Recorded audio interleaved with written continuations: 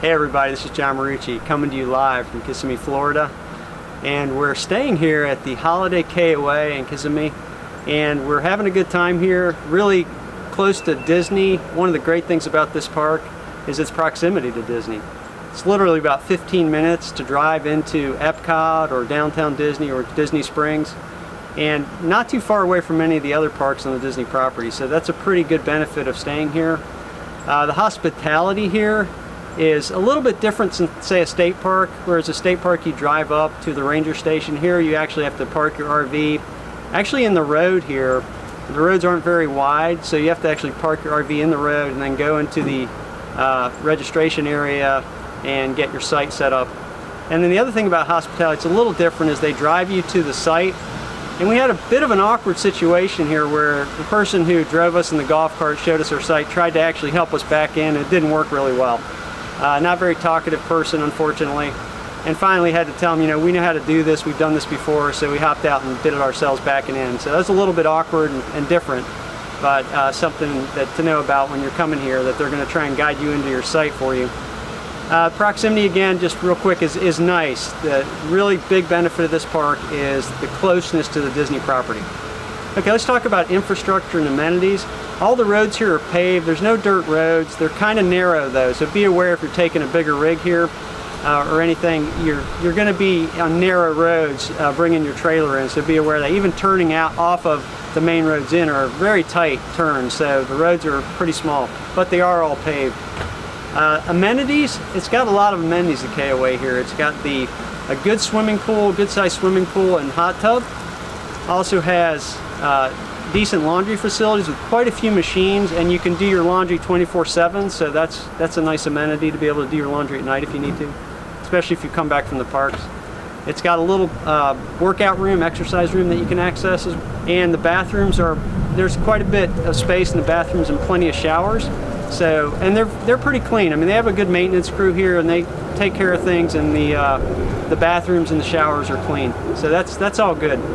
The site quality, on the other hand, probably isn't my favorite because you're very close to your neighbors. Within 10 to 15 feet is the next rig.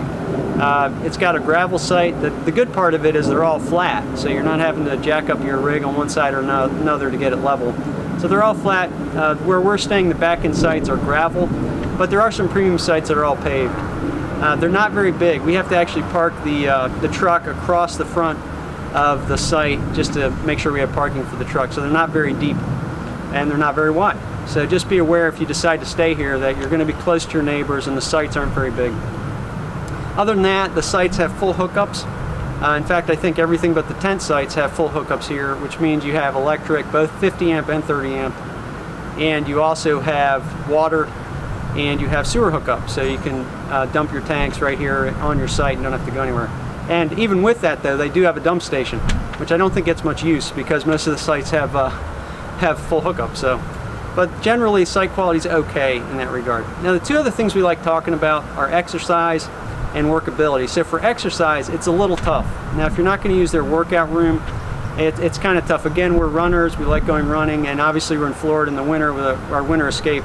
So we like to run outside, obviously. And it's a little difficult. We're really close to Route 192.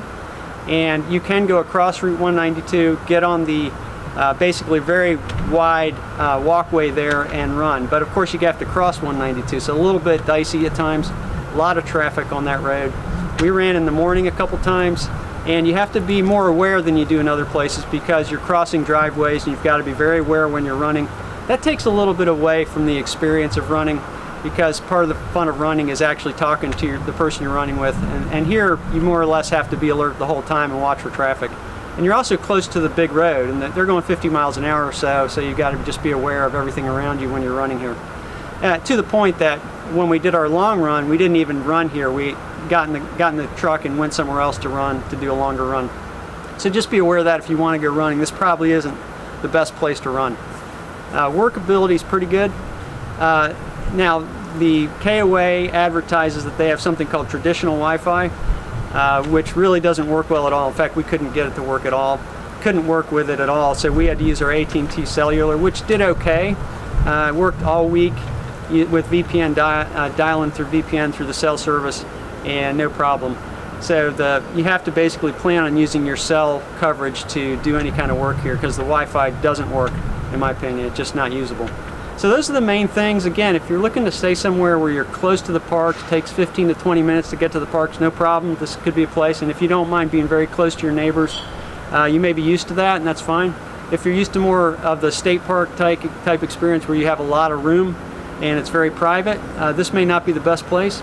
If you're looking for somewhere you think you're going to jump on a trail and go running all the time, it's not that close to nature. One of the other things I want to talk about that I didn't cover is security. So this is a pretty big concern for some folks. The area here, the campsite, really doesn't have security. The berm behind us is open to the road. Anyone theoretically could walk into the campsite.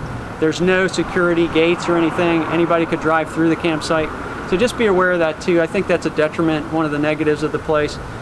You are kind of in a small city here in the area, so people can drive through. So be aware of that. There's no security gate or guard or anything. Okay, so for overall value, I think, the percentage cost of this place compared to, say, Fort Wilderness on Disney property is probably 80% of the cost. So if I had my choice, I'd probably rather stay at Fort Wilderness if I could get in. So the value exchange for your dollar, I think, is fair, but probably not great. It's not an inexpensive park to stay at. I think that's probably because of the proximity of the park. So if I had my way, I'd probably try to get into Fort Wilderness if possible. But otherwise, this is probably a second choice for me. Now, with that, if I had my choice, probably wouldn't stay here again if I could get into Fort Wilderness. So on a value exchange, I think it's not the best, in my opinion, based on the type of site and closeness to neighbors. Hopefully this helped. If you enjoyed this video, please give it a thumbs up. Again, this is John Marucci. Thank you for watching, and please subscribe. We'd love to have you subscribe for more videos. Anyway, have a great day, and thanks again for watching.